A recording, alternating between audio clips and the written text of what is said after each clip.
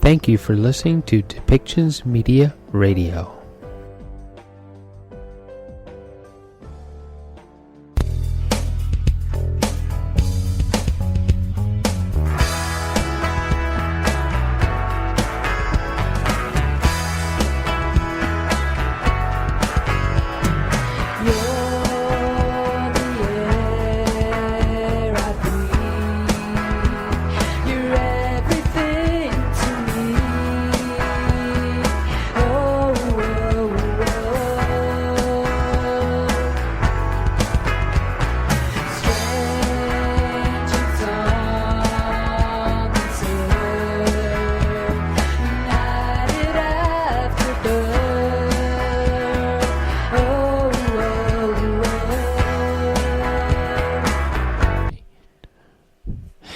Welcome back, everyone, to the show.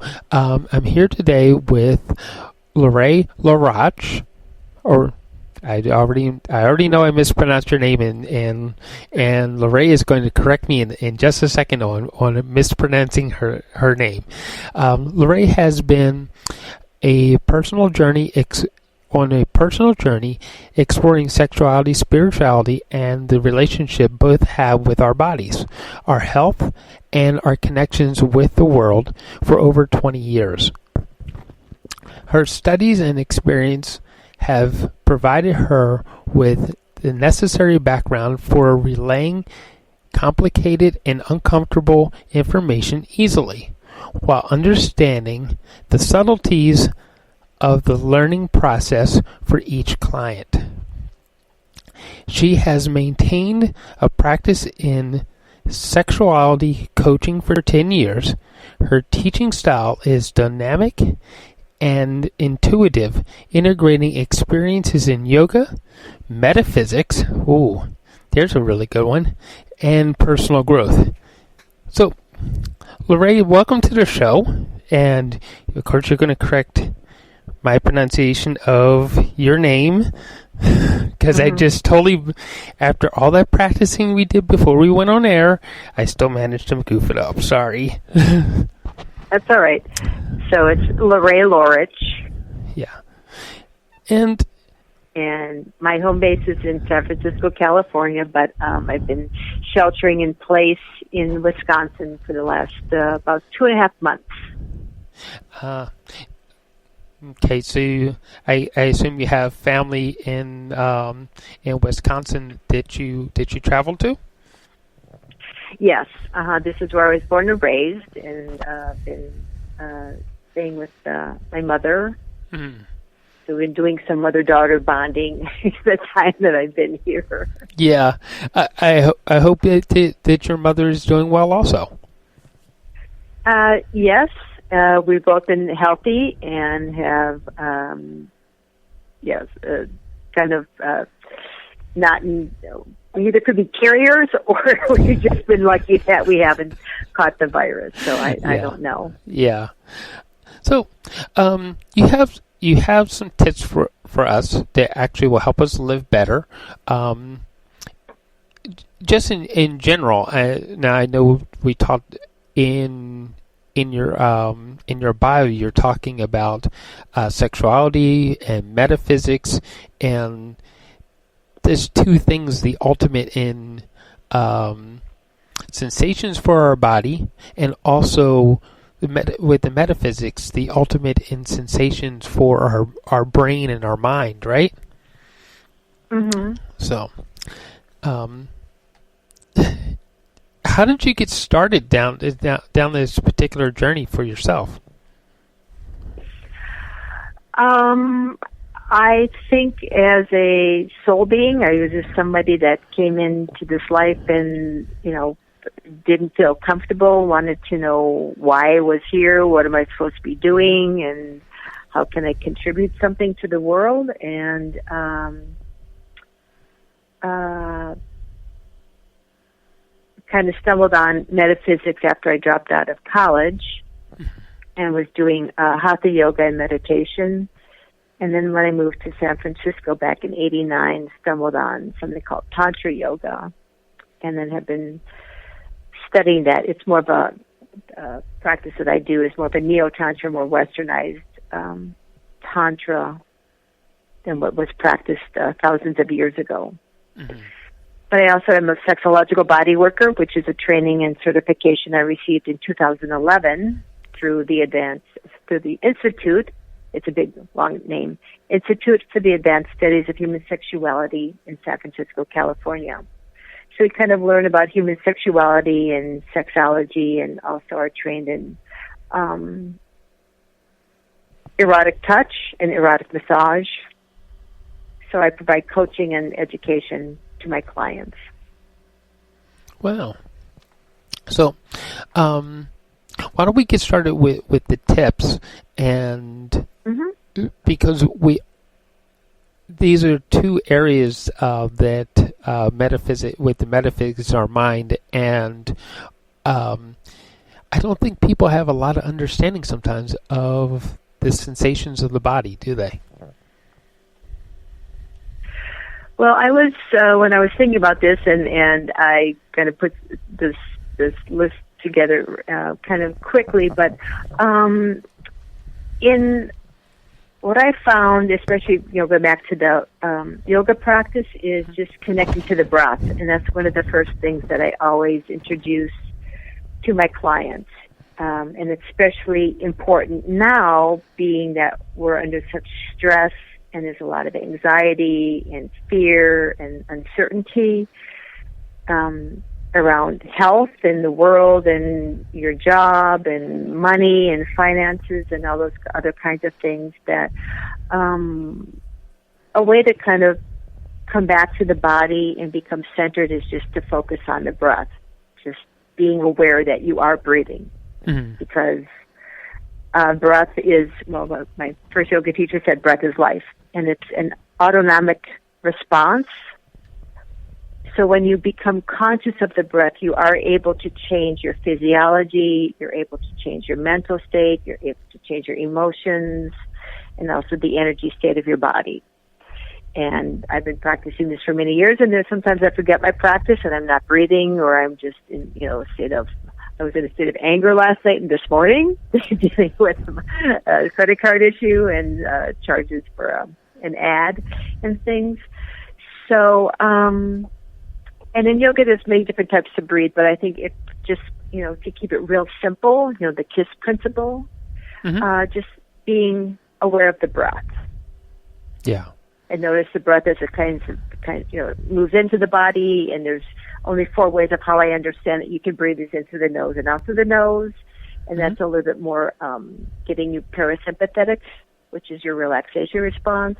You can breathe in through the nose and out through the mouth, which can be more of a little bit of a discharging breath. Mouth-mouth breathing can balance your respiratory system. And then I call it the smoker's breath, which is breathing in through the mouth and out through the nose. You see people smoke like cigarettes or cigars or other substance. So there's just again, not particularly specific on any type of breathing, but just notice that you are breathing. Okay. And then this goes to my second piece, which is, again, comes from a Tantric practice, and it's called the Microcosmic Practice. And it's, my teacher's name was Daniel Odier, and he said, if you just did this every day, you could possibly become enlightened. Again, there are no guarantees in life. But he said, each day you should tune into each of the 5 senses.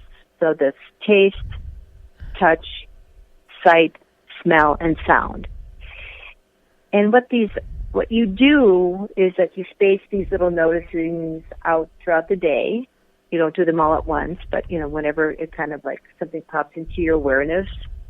And I call them mini meditations, because you're just keying into that sensory state very briefly for 15, 20, max 30 seconds, and then you drop it. You let it go. So these are ways to help train the mind. Again, breath and, what's going on upstairs in your mental state are parts of meditation practice. So this is a really interesting thing to do, and one of the questions was, and he also called it like making love to the world. It's like, okay, how do you engage with the world? Mm-hmm. So it's again through the body, and the body is connected to, again, these the sensory pieces. Well, it sounds like something like that. It's a reminder of how connected we are to everything around us. Mm-hmm. Mm-hmm. Or we can be, but some people are functioning on automatic. Mm-hmm. Or if you're in a state of fear and a state of anxiety, you're in your head. And I recently kind of coached a couple, and the first thing I did with them was to get them to slow down and breathe, because they were all kinds of this dialogue that's going on upstairs in their brains. And it was just very interesting to observe, but then give feedback as to, okay, these are pieces that will help you slow that down. Right. And one of the sayings from a energy healer that I'm kind of following, he says, notice what you notice and notice the details of what you notice. So that very much correlates to this microcosmic practice. Just being aware of a surrounding, being aware of your butt on the chair, being aware of sirens going off in the distance, being aware of wind or the fan blowing on you. Those are all things to kind of get you out of all the stuff that our brains or our minds create that can cause us suffering. And to slow down what the Buddhists call the monkey mind. Right. Okay. That makes sense also, you know. Mm-hmm. Oh, yeah. So when the pandemic started, a friend of mine had remembered a training that she was at, and she called me to say, "Oh, I ran into this person in the park, and I was walking toward him, and everybody's afraid now of being close to somebody, but she noticed who it was, and asked him if he recalled maybe this acting practice, which is just to laugh. Mm-hmm. Laughter is a great way to build your immune system, release a lot of tension, relax yourself, get the endorphins flowing, have all those feel-good chemicals happening. So if you can laugh, at something every day, just for, the pure joy, that's really important. Yeah, I've heard that several times that the laughter helps us heal, and the other one was when you're like, if you're walking down the sidewalk and you're going to pass somebody, to smile at them, it can bring joy to both of us, right? So it's right. Well, it's like a passing of energy. Mm-hmm. You can, if you understand about energy, if you're in a certain frequency that you're vibrating at, and someone looks at you and you're smiling, you can kind of get them to vibrate at the same frequency that you're at. They're responding in like, or they may not, depending on where their mental state is. Yeah. Okay. All right. Wow. So, and if you think of, there was a movie a long time ago, Patch Adams with Robin Williams, mm-hmm. and he was a doctor, I guess, who had cancer, and he cured himself through watching these old-time movies and laughing and laughing and laughing and laughing and laughing. Yeah, I do remember that movie, and it was either a true story or based on a true story, right? Yes. Mm-hmm. Yeah. Definitely. Yeah. Mm-hmm. So, laughter, a very big healer. So, yeah. Okay. So another one I thought was important was allow yourself to vent and feel your emotions. I think, again, during this time, sometimes people have to cover up if they're angry or sad. And if somebody says, well, how you doing today? I'm okay. Rather than like, I'm really pissed off, I'm really angry, or I'm really bothered about something, or, a friend of mine, something happened to a friend of mine, I'm really sad about that, or somebody passed and I'm really sad, or I'm grieving. To allow yourself to feel and to express, and just be aware of people's responses and your response. We don't have to hide and cloak what's going on. Mm-hmm. And I think it's a lot healthier there's a difference between projecting an emotion at somebody or just allowing yourself to experience that emotion. And sometimes people will be uncomfortable because we've been taught to suppress our emotions. So then, on occasion, someone may be feeling that you're angry at them as opposed to, well, I'm just, pissed off at whatever. And there's a lot of people, if you're looking at the world, who are angry right now. Yes. Who are venting, who are expressing this underlying built-up injustice that has been going on for a very long time, and that they're calling out for a need to change. And the backlash from government authorities and other places is through violence. Yeah, there does seem to be I'm trying to be politically correct with this, but there is a lot of violence, and some of our leadership isn't doing a lot to ease that violence, to ease people's minds so that they go away from the violence, right? So, well, it's not about going away from the violence. It's about looking at.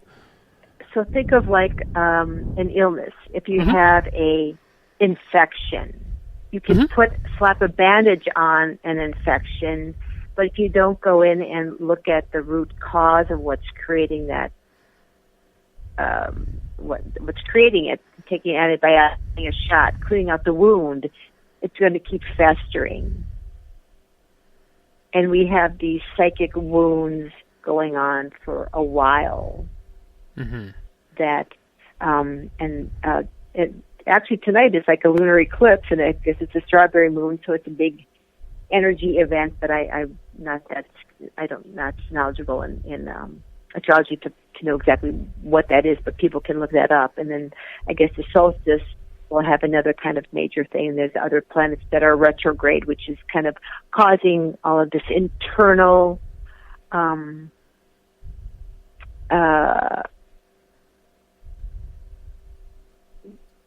making people look inside and look at not only society's structure of what's going on that's festering, but also within ourselves. Right. Looking at our own prejudices and our own fears and projections. Yeah. That is a very good way of putting it, and it is true as you put in one of the other tips about how we're connected to everything. So it isn't exactly mumbo jumbo that eclipses and planetary alignments do have a change on the energy of our planet. Therefore, we're connected to our planet and has a change on us, right? So that's my belief system. Other people may say that's something very different, but that's part of what I feel is happening. Yeah, I'm very, very willing to go along with that same belief. So, and great. I think a lot of our listeners also want to go along with that belief also. So yeah, I think we're all in good company on that one. So, fantastic. Yeah. And then my last piece of advice was, do something with your hands. create a tactile experience. I have a friend who I've known since like grade school that's been promising to make masks. She hasn't made them yet. I'm still waiting for that, but and I'm not a sewer, so I don't sew. But I did make cookies with my mother. We made a couple batches of chocolate chip cookies, and they were never the same. They never turned out the same. You know, if you garden, being outside, I'm not a I have a brown thumb. I don't have a green thumb. Mm-hmm. But I was pulling out weeds out of the ground and doing other kinds of things. We painted the bathroom upstairs where I'm, you know, at my mom's house, and, you know, that was like a couple-day project. But, yeah, being active and doing something that is physical that you can then see as a, you know, that has a result, you know, whether it's baking, cooking, trying something new, fixing something, learning about something. My car battery died the other day, and, you know, there just happened to be a charger in the garage, but it was an old-timey thing, and had to call on one of my sisters to figure out how to hook it up and everything, and it was an accomplishment that I could start my car, you know, jumpstart my car. So I think people need little things, little successes. You know, we don't have to win the race. We don't have to, you know, get a gold medal. We don't have to have an Oscar or anything like that. But just, you know, seeing a plant grow, you know, trying out a new recipe, fixing something, you know, learning a new skill or whatever. Unscrew. If you don't know how to screw in a picture, or, you know, put a picture frame up. Learn, you know, there's all kinds of things on the net. I'm not, so my mother could see my older sister, because she wasn't coming down because of the, you know, they live in northern Wisconsin. I bought Amazon Echo. This is in the advertising for them, but, you know, it was a way to get a visual. Yeah. And I figured that out. So I'm not tech savvy, but that was an accomplishment for me.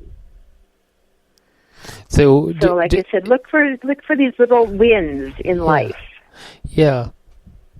Well, of course, the little wins eventually turn into bigger wins, depending on the direction we're going in.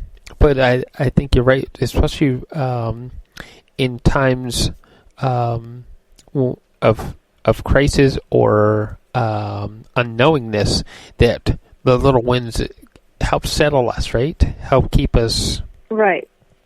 Yeah. Yeah. It makes... And for some people, you know, in the start of all of this, it was just even getting out of bed.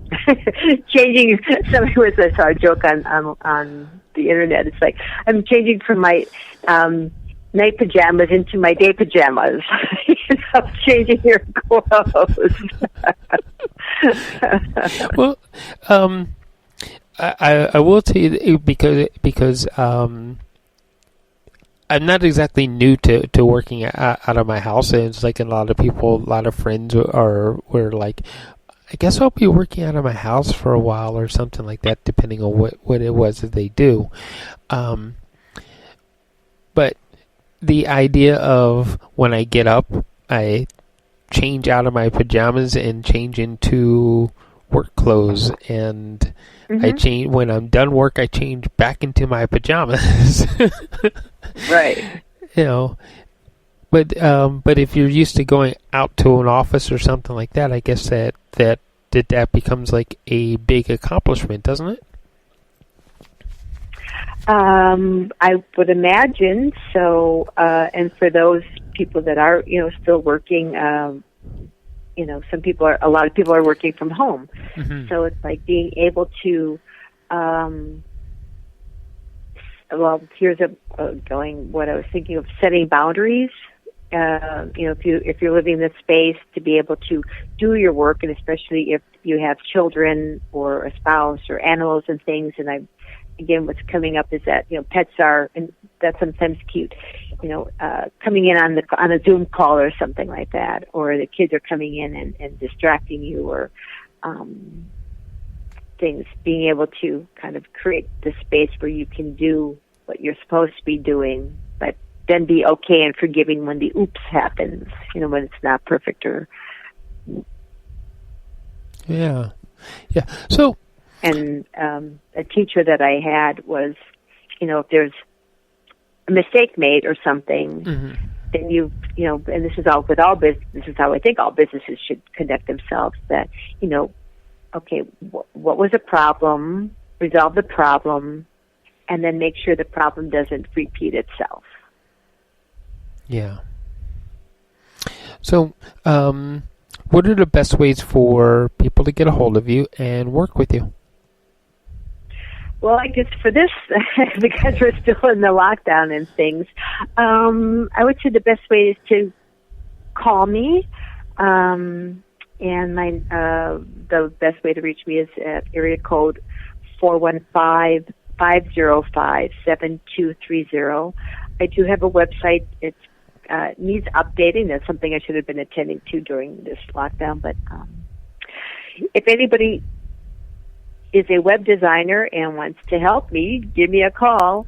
But it's at femininewisdom.com is been my primary website, and it has some information about Tantra, I have recommendations on books and things there, some articles. The links may not be active right now. Things are changing. And then we can always do Skype or Zoom if you want to do a phone session. I'm able to work that way as well. Yeah. I'm looking at your website, and you have different products, articles, and resources, and all kinds of stuff. Yeah. So lots of information, and I like how you have it focus also between Eastern and Western ways of looking at things also. So that's pretty cool. So yeah. So thank you so much. I kind of believe in that kind of balance, and it's blending some ancient wisdom with some of these new Western technological discoveries and information. Yeah. So it looks like you do a lot of really good work for people, and I want to thank you for coming on with us today with your tips. Thank you. And it was fun. Yeah, and I like what you believe and what you actually represent, especially the idea of that we are connected and we need to actually actively be aware of that connection. So yeah, that's really cool. Okay. So anyway, thank you. I hope everybody stays safe and stays healthy, and that this will pass. Yeah. Like everything else, it will pass, and our lives will find a new normal, and we'll live extraordinary lives again in that new normal, right? So right, and the only constant is change. So yes, that is very true. All right, and thank you everybody for listening today, and go to femininewisdom.com and